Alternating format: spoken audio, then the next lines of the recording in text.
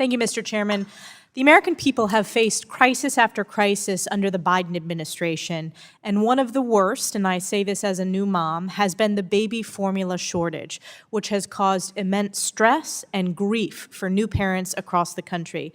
This crisis has been particularly challenging for WIC families who rely on the program to purchase formula and feed their babies. Thankfully, we came together to pass bipartisan legislation that provided flexibility so WIC families can access formula during the current crises and put measures in place that will help WIC families if another shortage arises.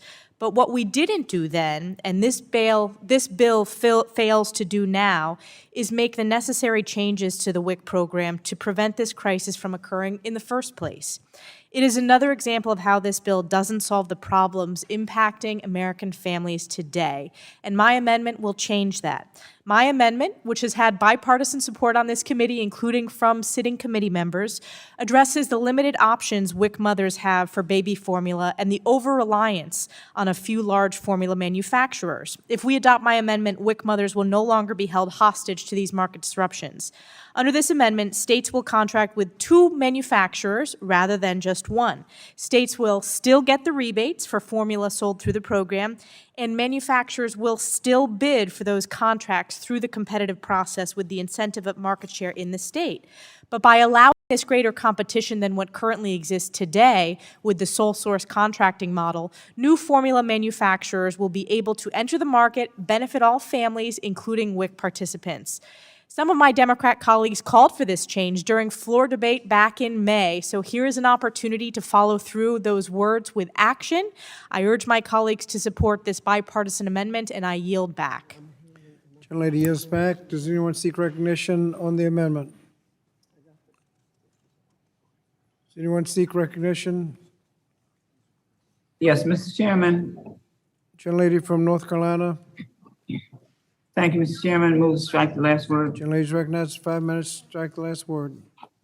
Thank you, Mr. Chairman. You know, there's more work to be done to shore up resilience in the infant formula sector and to make sure that everyone who wants to breastfeed their baby has the support and the resources to do so. However, this misguided amendment would upend the structure of the WIC program and could jeopardize benefits for millions of low-income families. The infant formula shortages over the past several months are not the consequence of WIC's contracting process, but the result of food safety concerns and consolidated operations at Abbott Nutrition. I do appreciate the intention of the amendment and any concern for WIC participants who may struggle to access formula during a supply chain issue.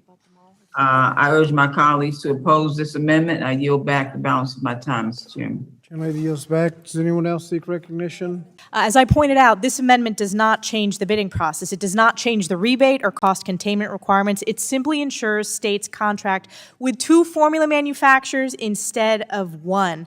Your own member, Ms. Hayes, Johanna Hayes, said back during the consideration of the Bipartisan Access to Baby Formula Act, quote, "It is horrible that in this country we have a baby milk shortage. I think we have to respond to that and then revisit the way we're structuring these contracts, calling the sole sourcing contracts and the market advantages they bring, quote, a huge problem that many Americans weren't even aware of." But she also says addressing the contracts would require a much larger fix than what Congress is currently proposing. Now, I will tell you, as the newest mom in Congress, according to, working with my colleagues, they are rationing baby formula on the shelves. They are rationing them. You are limited to 2 units in upstate New York when you go to purchase baby formula. Whether you breastfeed, whether you formula feed, whether you need very specific nutritional type of formula, this is a crisis. We do not have time to wait. Members of this very committee have spoke in support of this amendment on the House floor. And to politicize this issue is indefensible, which is why I'm urging those members that spoke in support of this amendment on the House floor to show some consistency and vote and support this amendment in this markup. Yield back to Mr. Wahlberg.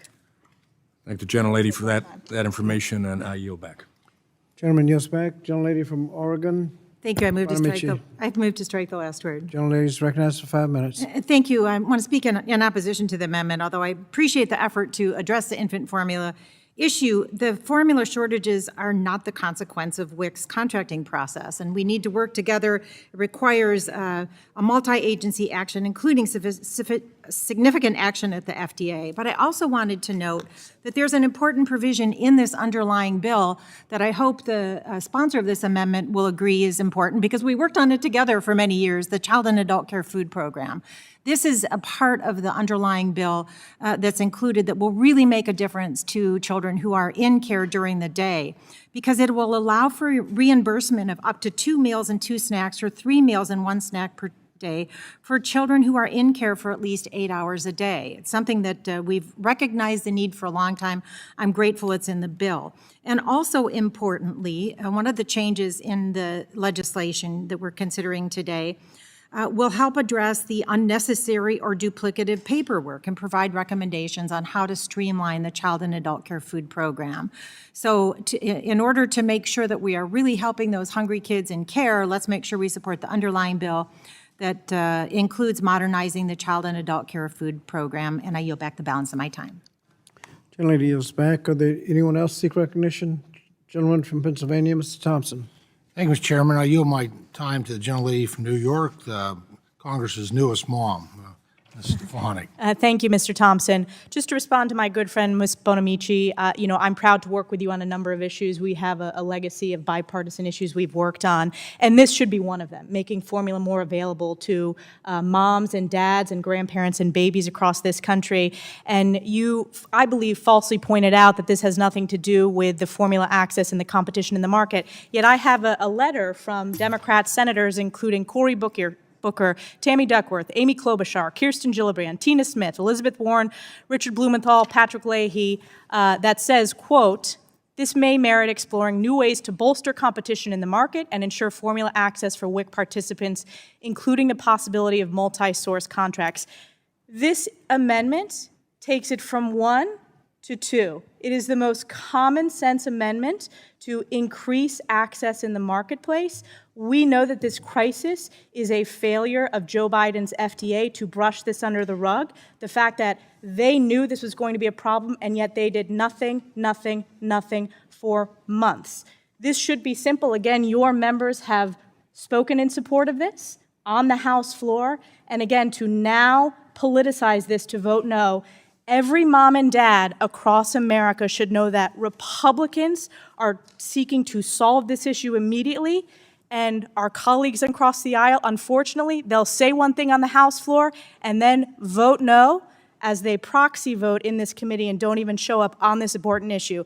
As a new mom, nothing is more important than being able to feed your child. And when you represent a rural district like mine, where families have to drive over an hour each way and the formula is getting rationed, this is a small but important step to help solve this crisis. I yield back to G.T. Thompson if you have any additional.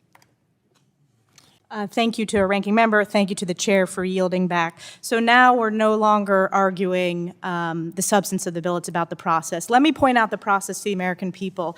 Democrats put forth a 200-page bill and wasn't shared with the Republican members until last night. Mine is a 2-page amendment. As I said, it's very simple. Takes it from 1 to 2 in terms of WIC contracts.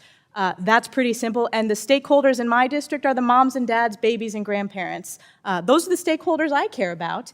And I'm proud to be an advocate for this. I'm proud that our members are going to support this common sense amendment. Frankly, I think it's very out of touch with the American people that our colleagues across the aisle are claiming process when this is a 2-page amendment. We know who the stakeholders are across the country. They are the parents, they are the babies, they are the grandparents, and we, my colleagues on our side of the aisle, will continue to be the advocates for healthy babies, for parents and their grandparents, for healthy futures. And with that, I yield back.